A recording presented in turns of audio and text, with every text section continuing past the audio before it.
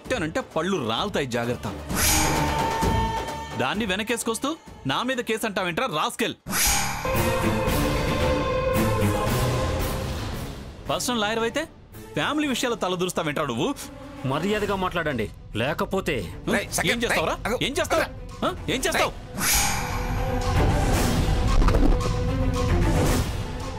దొంగతనం చేసిన దాన్ని వదిలేసి నాకు మర్యాదలు నేర్పిస్తావేంట్రా?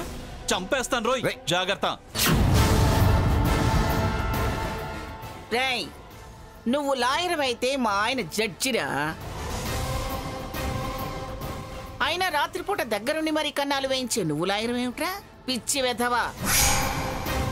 నిజంగా నువ్వు లాయర్ అయితే క్లయింట్ని వారించాలి కానీ మమ్మల్ని మందలిస్తావేమిటయ్యా? నిజం లాయర్ అవుతాయా? దొంగతనం చేస్తుంటే చూస్తూ ఊరుకుంటావా? మ్యాటర్ని డైవర్ట్ చేయాలని చూడకండి. ఆవిడ మీద చేయి చేసుకున్న విషయం అంత తేలిగ్గా పోనివ్వను. అందరినీ కోర్టుకి ఈడుస్తాను. పోరా పిచ్చి సన్నాసి. అది 420 అని ఎప్పుడో ప్రూవ్ అయింది.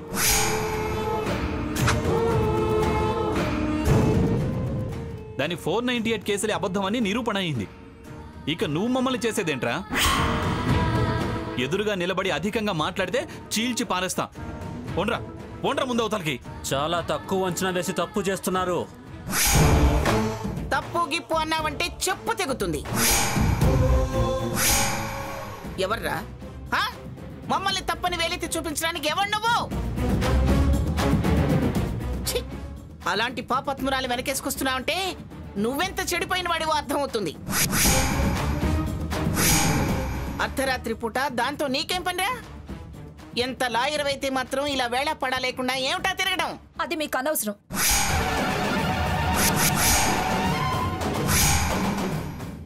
ఏంటే మాకనవసరం? ఆ సంగతి మాకు తెలిసే మేము నీ తెరువుకి రాలేదు. నువ్వే ఈ టైంలో మా ఇంట్లో చొరబడ్డావు. దొంగతనం చేసి దొరికిపోయి తలంచుకుపోక ఇంకా ఎదురు తిరిగి మాట్లాడతావా?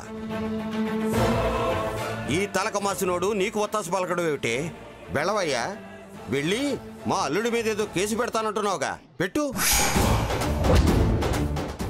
ఇదేమిటో, దీని బుద్ధి ఏమిటో, ఇది చేసిన దుర్మార్గం ఏమిటో, అది ఎంతటి పాపాత్మురాలో కన్నవాళ్ళం మేమే చెబుతాం సాక్ష్యం.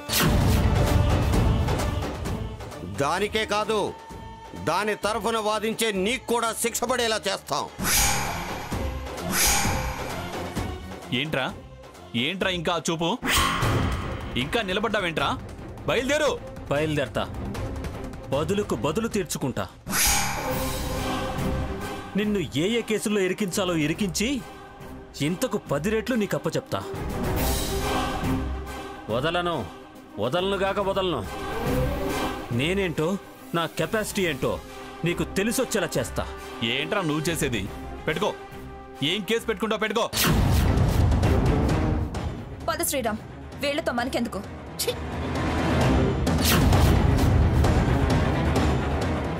ఇదిగో లాయరు, నా మనవడు వెనక ఈ జడ్జి జగన్నాథం ఉన్నాడనే విషయం మర్చిపోకు. నేను కోటేసుకుంటే నీకు కోటేసుకునే అర్హత కూడా లేకుండా చేస్తాను. చిచి, చివరికిది దొంగతనానికి కూడా దిగజారింది. ఏకం చెడితే అనేకమని ఇక దాని కర్మ అంతే. రేపొద్దునే పంతులు గారిని రమ్మనాలి. ఆ త్రిశూలానికి పవిత్ర పూజ చేయాలి. ఈ విషయాలేవి సీతకు తెలియనివ్వకండి.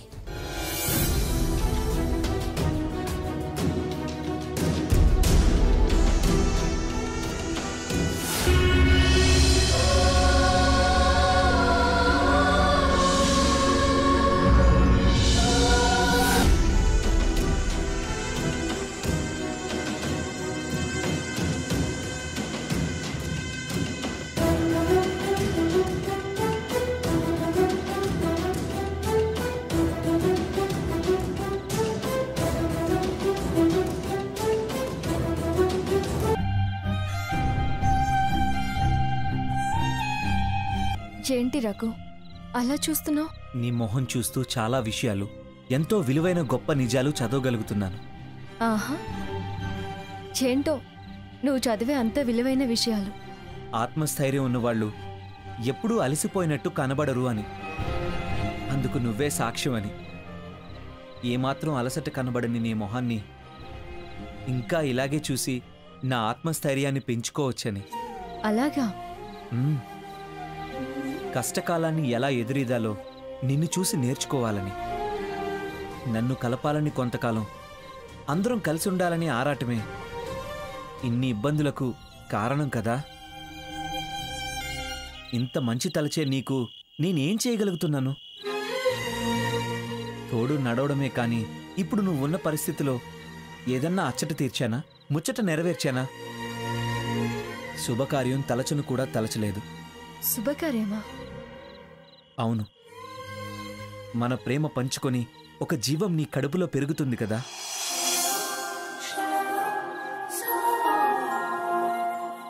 అది మరిచానా అనిపిస్తుంది. సాయంగా ఉండొచ్చు, కానీ సరదా అనేది ఉండాలిగా. సంతోషం నీకు అందించాలిగా. ఏంటి రఘు ఆ మాటలు? మనకు అచ్చట ముచ్చటలే ముఖ్యమా?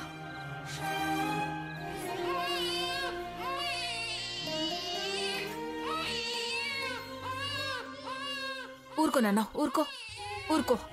అమ్మా, ఊరుకో నాన్న. ఏంటమ్మా? అమ్మా సీత, వీడు నీ కోసం ఒకటే ఏడుస్తున్నాడమ్మా. ఇటివు.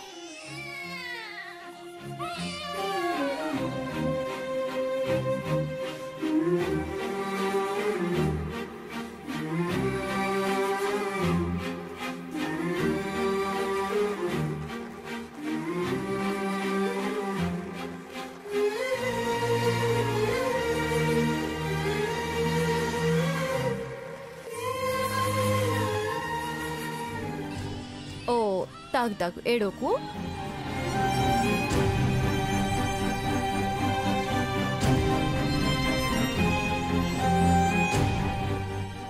ఎంత సముదాయించినా ఆగట్లేదు. ఎవరి దగ్గరికి వెళ్ళడం లేదు. అందుకే ఇక్కడికి తీసుకొచ్చాను. ఓ, తాగు తాగు, ఏడోకు ఏడోకు.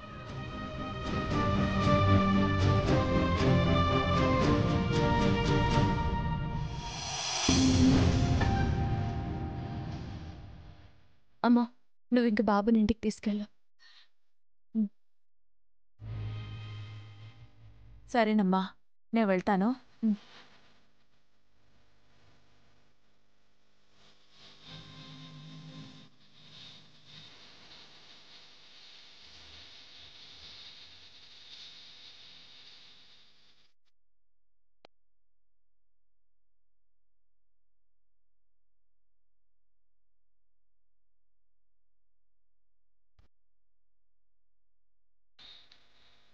రఘు, ఇందాకేదో అన్నావు. ఏమన్నాను? అది లేదు ఇది లేదు, ఇబ్బందులే తప్ప అన్నావు కదా. అంటే ఇప్పుడు చూడు, ఆ భగవంతుడు నాకు అన్నీ ముందే ఇస్తుంటాడు. ఏమిచ్చాడేం? తల్లిని కాకముందే అమ్మ అని పిలిచే బిడ్డని, నాకేం కాకుండా కంటికి రెప్పలా కాచుకొని చూసుకునే భర్తని, తప్పు చేయకుండా నడిచే నడవిడిక, క్రమశిక్షణ, అందరి ప్రేమ ఆపేక్ష, ఇలా చాలా చాలా నా సొంతం చేశాడు. మీ అందరి అభిమానం నాదైనప్పుడు నాకింక లేమితనం లేదు అన్న బెంగ, కావాలన్న కోరిక, రాలేదన్న నిరాశ ఎందుకుంటుంది రఘు? అసలేం తక్కువైందని ఫీల్ అవుతాను? నాకే లోటు రాలేదు, ఏ కొరత కూడా లేదు. అర్థమైందా?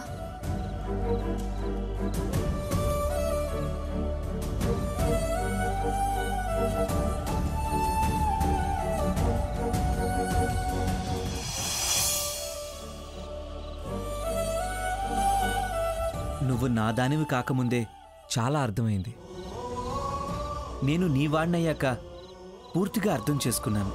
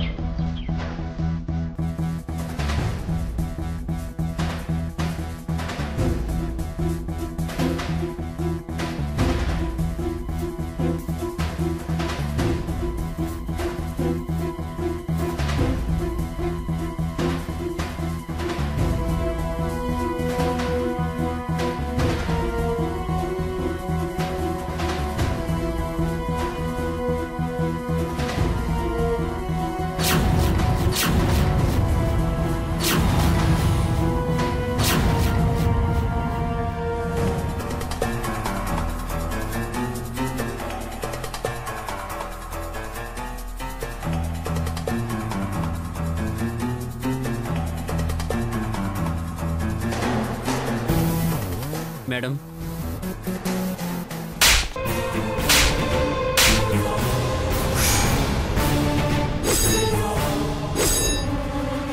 శ్రీరామ్, నీ పద్ధతి నాకేమి నచ్చట్లేదు. ఏమైంది మేడం? ఏమైందని అలా అమాయకంగా అడుగుతావేంటి? నువ్వు అడిగిన మాట అర్థం కాక అతను అలా చూస్తున్నాడు. ఎందుకలా కొట్టారో చెప్పొచ్చుగా. ఏంటి ఇంకా ప్రత్యేకంగా అర్థమయ్యేలా చెప్పడం? ఏయ్, తనెవరనుకున్నావు? సొసైటీలో పేరు ప్రఖ్యాతులు, గౌరవ మర్యాదలు, స్పెషల్ స్టేటస్ ఉన్న ఇంటి ఇల్లాలు. తనని రాత్రంతా ఎక్కడికి తీసుకెళ్ళావు? మీరిద్దరూ ఒంటరిగా ఉండి రావడం పద్ధతా? ఎవరైనా చూస్తే ఏమంటారు? నేరుగా మనతో అనలేకపోయినా ఏమనుకుంటారు? అయినా ఇంటికి రాకుండా ఎక్కడికి వెళ్ళారు? ఇద్దరం వెళ్తే ఒంటరిగా అంటారంటే? జంటగా వెళ్ళినా మీరు ఒంటరిగా వెళ్ళినట్టే. రాత్రుళ్ళు అలా వెళ్ళడం ఏం పద్ధతి అంటున్నాను. రేపు మిమ్మల్ని కాదు నన్నంటారు. పెద్దదానివి అలా ఎలా వెళ్ళనిచ్చావు అంటారు.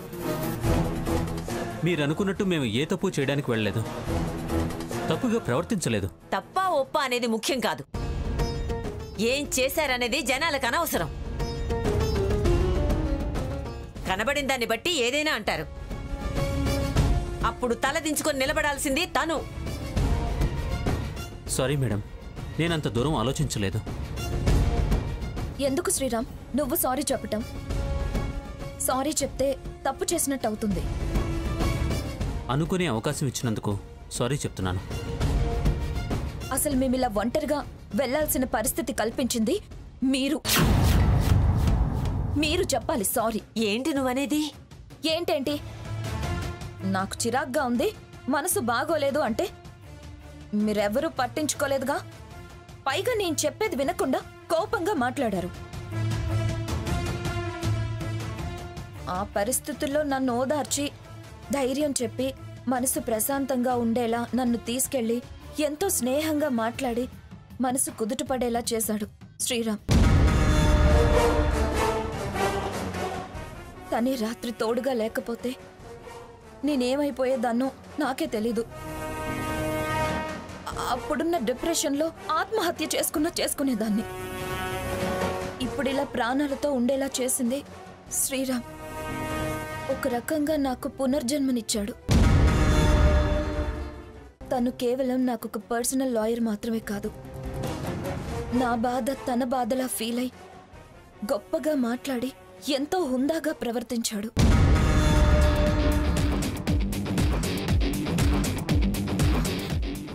మంచి మాటలు చెప్పి మంచి స్నేహితుడిగా నా వెంట నిలిచాడు. అతన్ని అలా అనటం, పద్ధతి తప్పాడు అనటం చాలా తప్పు. అతని మర్యాదను, మంచితనాన్ని, అభిమానాన్ని శంకించటం తప్పు. అంతలా సాయపడ్డా? మాటలతో చెప్పలేను. రుణం ఎలా తీర్చుకోవాలో తెలియనంతగా నాకు అండగా నిలిచాడు. కావచ్చు, కానీ లోకులు పలు కాకులు అంటారు. వాళ్ల నోళ్లు మనం ఊహించలేంగా. అందుకే మనం మన జాగ్రత్తలో ఉండాలని చెప్పేది. చూడు శ్రీరామ్, తను గొప్పింటి ఆడపిల్ల. కాస్త చూసి మసులుకోవడం మంచిది. నింద పడితే చాలా కష్టం. ఎటు పడితే అటు, ఎప్పుడు పడితే అప్పుడు తీసుకెళ్ళకూడదు. అలాగే మేడం, నెక్స్ట్ టైం రిపీట్ అవ్వకుండా చూసుకుంటాను. అతను నా కోసం తనకి తోచింది చేశాడు. అతన్నేం అనకండి. అసలు నిన్నేం జరిగిందో మీరు వినుంటే ఈ రోజు ఇతన్ని అనే పనుండేది కాదు.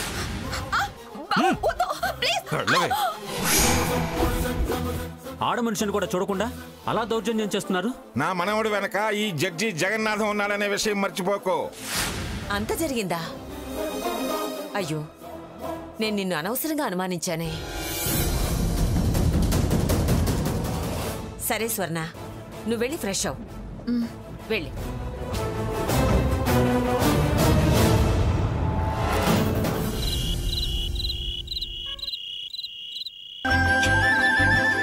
ఏంట్రా సాకేత్, బ్రహ్మాండమైన అవకాశం అంటున్నావు?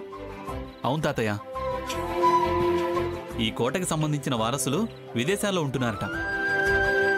అందుకని దీన్ని అతిథి గృహంగా మార్చాలని, విదేశీ అతిథులకు విశిష్ట సేవలందించే విధంగా మన ప్రాంతం వాళ్ళు ఎవరైనా ముందుకొస్తే వారికి అప్పగిస్తామనుంది.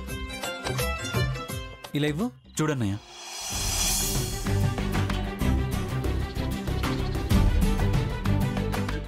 కళింగుల ప్రకటన. కళింగ కోట వన్నె తగ్గొద్దు, ఖ్యాతి తొలగొద్దు. విశ్వవ్యాప్తంగా విశిష్టత సంతరించుకునేలా, విదేశీ అతిథులు మెచ్చేలా మన ప్రాంతీయ సాంస్కృతి సాంప్రదాయాలను పరిచయం చేస్తూ ఈ ప్రాంతం వారు ఎవరైనా దీన్ని అతిథి గృహంలా నిర్వహించగలరో వారికి 10 సంవత్సరాలు నిర్వహించే అవకాశం కల్పించబడును. దరఖాస్తులకు మిగతా వివరాలకు కళింగ కోటలో కల మా ఆఫీసుకు వచ్చి తెలుసుకోగలరు. సీత, ఇది మన కోసమే పేపర్లో ప్రకటించినట్టుంది. నువ్వు రఘురాం వెంటనే వెళ్ళి వివరాలు తెలుసుకునండి. మేమా? ఏమ్మా, మనం అతిథి గృహం నిర్వహించలేమా? మనకేమో అనుభవం ఉంది తాతయ్య. పట్టుదలుందిరా. సీతకి మన సంస్కృతి సాంప్రదాయాల గురించి బాగా తెలుసు. సావిత్రికి వంటల్లో నైపుణ్యం ఉంది. నేను వ్యాపార పద్ధతులు తెలిసిన దాన్ని. సాకేత్కి ఎగ్జిక్యూటివ్ కెపాసిటీ ఉంది. రామచంద్రయ్య దగ్గర క్రమశిక్షణ ఉంది. మనం ఆ నిర్వహణ దక్కించుకుంటే ఆ కోట వన్నీ తగ్గనివ్వం, ఖ్యాతి తరగనివ్వం.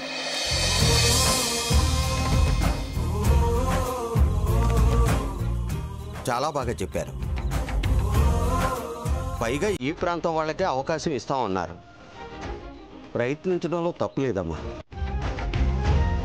పిన్ని గారికి ఆలోచన వచ్చిన తర్వాత అది ఖచ్చితంగా మన వల్ల సాధ్యం అవుతుంది. మనదే అవుతుంది.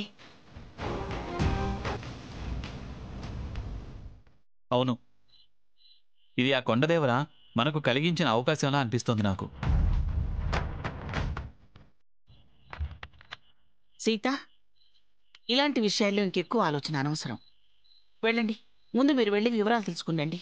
నిర్వహణ అంటే చాలా ఖర్చుతో కూడుకుని ఉంటుంది కదా మమ్మగారు.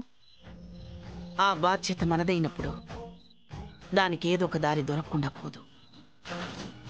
ప్రయత్నం వాని వెనకపడితే ఎలా? అవును సీత, నాన్నమ్మ చెప్పినట్టు ప్రయత్నిస్తే తప్పులేదుగా. సరే అమ్మమ్మ గారు, మీ ఇష్టం. మేం రేపే వెళ్ళొస్తాం.